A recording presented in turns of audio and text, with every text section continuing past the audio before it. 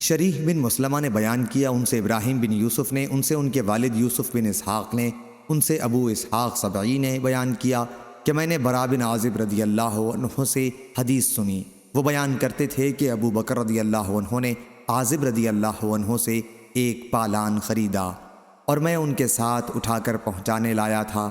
انہوں نے بیان کیا کہ ابو بکر رضی اللہ عنہ سے عازب رضی اللہ عنہ نے رسول اللہ صلی اللہ علیہ وسلم کے سفر ہجرت کا حال پوچھا تو انہوں نے بیان کیا کہ چونکہ ہماری نگرانی ہو رہی تھی، یعنی کفار ہماری طاق میں تھے، اس لیے ہم گھر سے رات کے وقت باہر آئے اور پوری رات اور دن بھر بہت تیزی کے ساتھ چلتے رہے۔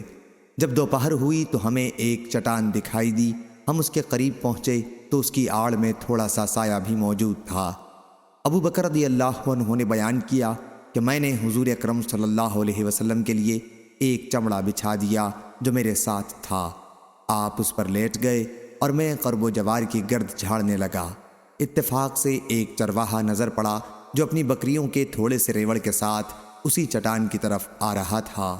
اس کا بھی مقصد اس چٹان سے وہی تھا جس کے لیے ہم یہاں آئے تھے، یعنی سایہ حاصل کرنا۔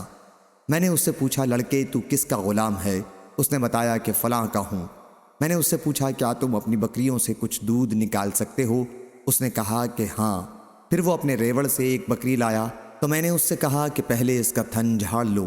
انہوں نے بیان کیا کہ پھر اس نے کچھ دودھ دوہا۔ میرے ساتھ پانی کا ایک چھاگل تھا، اس کے منہ پر کپڑا بندھا ہوا تھا۔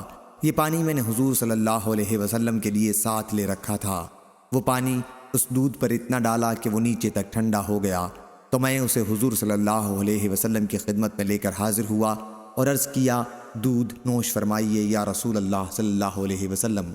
آپ نے اسے نوش فرمایا جس سے مجھے بہت خوشی حاصل ہوئی۔ اس کے بعد ہم نے پھر کوچ کیا اور ڈھونڈنے والے لوگ ہماری تلاش میں تھے۔ صحیح بخاری حدیث نمبر 3917۔